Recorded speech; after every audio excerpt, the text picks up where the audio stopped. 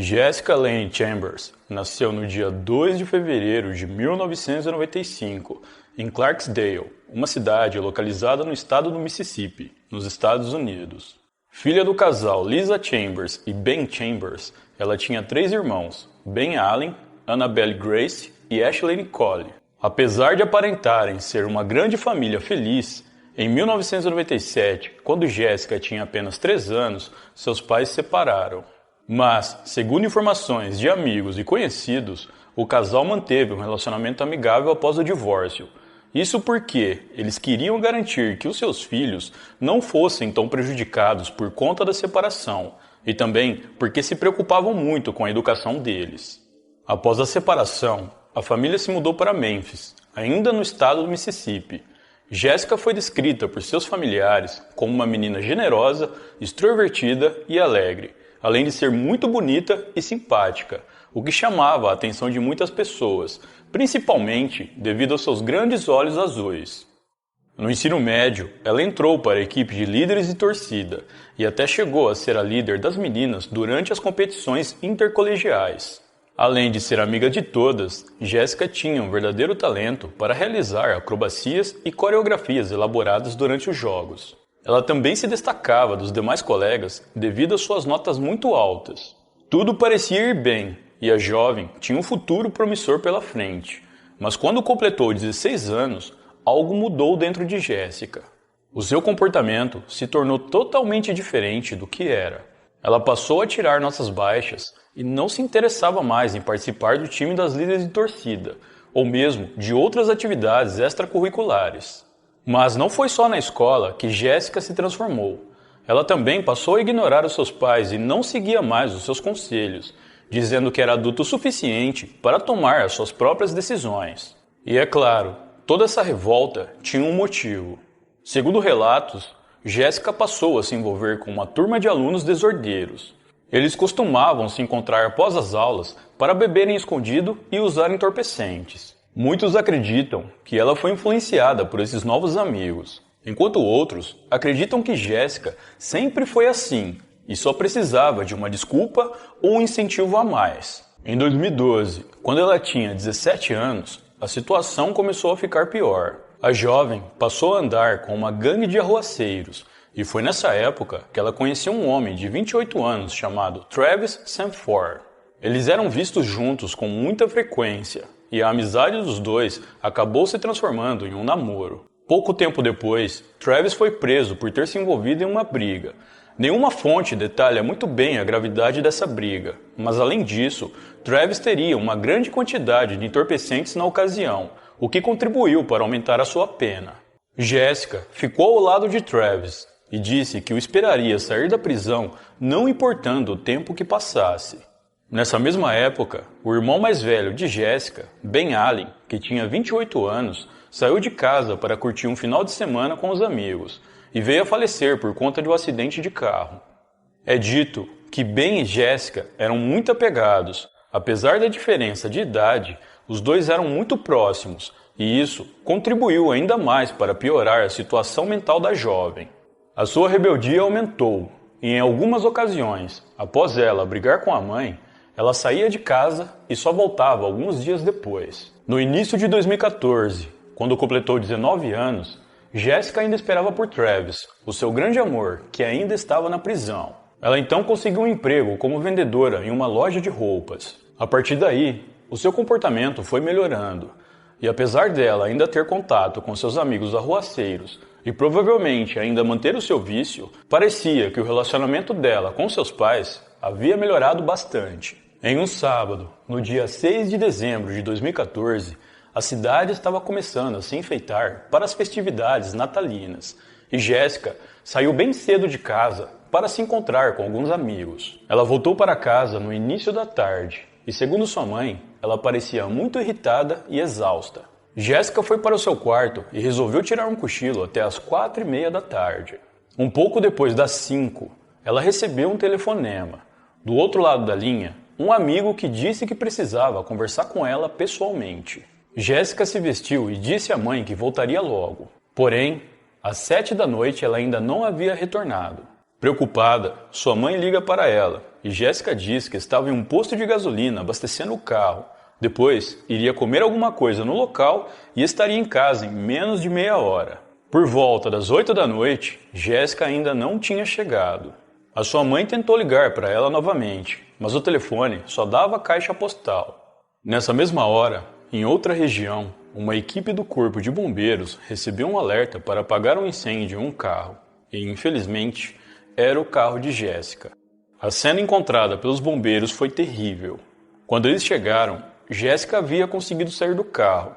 Ela estava em pé e tentava dar alguns passos com muita dificuldade, mas caiu no chão logo em seguida. Suas roupas e cabelos foram completamente incinerados. Com 95% do corpo queimado, ela também ficou cega devido às queimaduras. Ao ser socorrida, a jovem ainda conseguiu dizer o seu nome e balbuciou algumas palavras que não deu para os bombeiros entenderem. A polícia chegou ao local logo em seguida, e assim que os socorristas a colocaram na ambulância, um deles perguntou se ela sabia o nome de quem tinha feito aquilo. Jéssica disse o nome, mas devido à gravidade dos ferimentos, os paramédicos não souberam precisar se ela tinha falado Derek ou Eric. A garganta da jovem estava muito queimada, mas ela ainda conseguiu pedir para que os bombeiros não a deixassem morrer. Jéssica foi levada o mais rápido possível para um hospital em Memphis, onde sua família morava. Ela passou por diversas cirurgias e os médicos a trataram por horas, mas infelizmente o seu quadro era muito complicado e ela veio a óbito na manhã do dia seguinte. A primeira providência dos policiais foi tentar rastrear os últimos passos de Jéssica pelo GPS do seu celular e tentar verificar as últimas ligações e mensagens enviadas e recebidas. Os investigadores conseguiram descobrir apenas que, depois que ela saiu da casa de sua mãe, Jéssica foi até um posto de gasolina, localizada numa loja de conveniência, e abasteceu o veículo com $14 de gasolina. Ao verificarem as câmeras de segurança, os policiais viram a jovem chegando e saindo da loja de conveniência. Ao sair, Jéssica parece se virar para a esquerda, como se tivesse visto alguém. Em seguida, ela continuou caminhando, mas não foi em direção ao seu veículo e saiu do alcance das câmeras. Um funcionário da loja disse que não viu ninguém com ela e que a jovem parecia bem tranquila. Ele também não viu se alguém a seguiu ou mesmo entrou com ela em seu carro.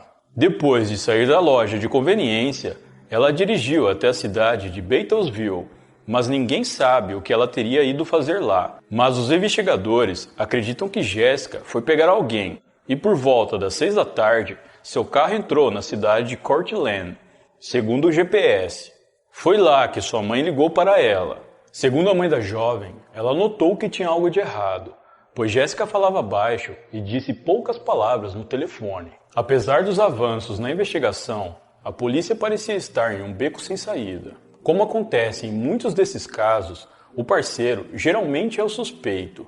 No entanto, o namorado de Jéssica, Travis, foi descartado como suspeito, já que ele ainda estava na prisão na época do crime. Não demorou muito para o caso tomar os noticiários e as redes sociais do país, e diversas teorias não oficiais sobre o que teria acontecido começaram a aparecer. Algumas pessoas apontavam que o culpado seria o dono do posto de gasolina. Sem qualquer prova, as pessoas começaram a fazer protestos contra o homem, e a pressão foi tanta que ele teve que abandonar o seu comércio e ir embora da cidade. Mas a polícia seguia outra linha de investigação, e eles passaram a focar nos nomes que Jéssica teria dito ao paramédico, Derek ou Eric. Os investigadores começaram a procurar pessoas próximas a Jéssica que tivesse alguma informação sobre quem seria essa pessoa e qual era o seu nome de fato. Os agentes investigaram várias pessoas do bairro onde Jéssica morava, na escola e regiões vizinhas. Quase 200 pessoas foram interrogadas, mas ninguém sabia de nada ou tinha qualquer explicação de alguém chamado Eric ou Derek ter feito isso com a jovem. Segundo a perícia, devido à extensão das queimaduras e à dor que estava sentindo, Jéssica poderia não estar consciente o suficiente para dizer o nome do seu agressor, e os nomes seriam apenas palavras ditas de forma avulsa, provavelmente durante uma confusão mental. O xerife responsável pelo caso ofereceu uma recompensa de $54 mil para qualquer pessoa que tivesse alguma informação válida que ajudasse nas investigações. Os amigos e familiares de Jessica criaram uma página no Facebook para que as pessoas pudessem ajudar divulgando o caso, e o perfil ganhou cerca de 100 mil seguidores em poucos dias. Quando a equipe técnica finalmente conseguiu acesso às mensagens do celular de Jessica, eles descobriram que ela havia trocado várias mensagens de texto com um homem chamado Quinton Telly. Ele era um velho conhecido da polícia e apontado como sendo líder de uma gangue local que estava envolvido com a venda de substâncias ilícitas, além de já ter várias passagens pela polícia. O primeiro contato telefônico entre os dois aconteceu em novembro de 2014. Quinton teria pedido o telefone de Jessica a um amigo em comum que morava em Cortland, local onde o crime aconteceu. O conteúdo das mensagens recuperadas mostravam que Quinton passou a ter uma certa amizade com Jessica, e os dois já haviam saído juntos algumas vezes com outros amigos, mas sempre que ele tentava alguma investida, Jessica se mostrava evasiva nas respostas. Inclusive, algumas dessas mensagens enviadas a Jessica por Quinton continham conteúdo adulto explícito. Quando a polícia o levou para um interrogatório, Quinton disse que não mandou mensagens para a jovem naquele dia, mas depois assumiu que sim. Ele também mentiu dizendo que não havia visto Jessica naquela noite, mas depois voltou atrás novamente. Ele admitiu que os dois jantaram em uma lanchonete na cidade de Beatlesville, mas falou aos policiais que quando saíram, eles foram para sua casa, onde beberam um pouco e usaram entorpecentes. Ele disse ainda que eles tiveram relações e que ficaram juntos até às 7 da noite. Após isso, segundo ele, Jessica teria ido embora e ele teria ido à casa de um amigo, aonde ficou até tarde da noite. Os policiais então resolveram chamar este amigo para dar o seu depoimento, e ele disse que naquela noite não estava em casa, pois foi ver um jogo de futebol a vários quilômetros de distância de sua residência. As provas eram suficientes para indiciar Quinton Telly, já que além do álibi falso, suas impressões digitais e DNA foram encontrados na chave do carro de Jessica. Inclusive, a chave foi jogada a cerca de 5 metros do veículo. Para complicar ainda mais suas alegações, os investigadores descobriram através do GPS do seu celular que ele estava na mesma localização de Jessica no dia do crime. Além disso, ele teria apagado o contato dela de sua agenda, o histórico de ligações e todas as mensagens que enviou para ela. A principal teoria dos investigadores é que Quinton teria se cansado de suas investidas frustradas. Então, ele teria atraído Jessica, a forçado a ter relações e depois a sufocado dentro do veículo. Pensando que ela já estava sem vida, ele jogou gasolina em seu carro com ela dentro, ateando fogo em seguida na tentativa de encobrir o crime. Infelizmente, a perícia não foi capaz de constatar indícios de relações forçadas, já que o corpo de Jessica estava muito machucado devido às queimaduras. Então, 8 meses após o início das investigações, Quinton foi preso por suspeita de envolvimento na morte de outra mulher, Megan Chen, de 34 anos. O corpo de Megan foi encontrado 10 dias após sua morte em seu apartamento, no dia 8 de agosto de 2015. Ela tinha sido agredida e havia perfurações em seu corpo causadas por um objeto pontiagudo com lâmina. A motivação do crime teria sido roubo, já que dados bancários provaram que Quinton utilizou o cartão da vítima posteriormente. Ele também sacou $1.000 da conta da mulher, e os registros de GPS mostraram que ele estava na mesma região na hora do crime. Somente em outubro de 2017, Quinton foi levado a julgamento pelo crime contra Jessica Chambers.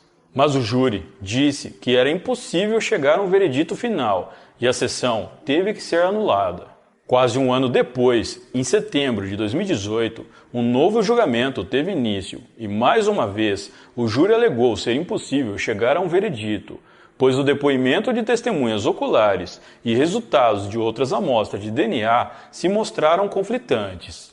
A defesa de Quinton sugeriu que Derek Holmes, um abusador com ficha policial, poderia estar envolvido no crime, já que ele havia sido visto perseguindo Jessica. No entanto, a polícia descartou a participação de Derek no caso, já que ele tinha um álibi forte e nada o ligava à cena do crime. Em fevereiro de 2019, Quinton foi indiciado apenas por roubo no caso Meg Chan. Ele se considerou culpado, tendo sido condenado a 10 anos de prisão. De acordo com alguns promotores, apesar de Quinton ter sido condenado apenas por roubo, provavelmente ele também irá responder pela morte da mulher. Enquanto isso, a família de Jessica Chambers aguarda por um novo julgamento e clama por justiça. Em um depoimento emocionado para uma TV local, Ben Chambers disse o seguinte: "O que uma garota de 19 anos pode fazer para que alguém faça o que fizeram com ela? Isso está além de homicídio, é algum tipo de vingança. O sorriso de Jessica iluminava uma sala quando ela entrava, mas a justiça será feita, mais cedo ou mais tarde. Eu tenho fé."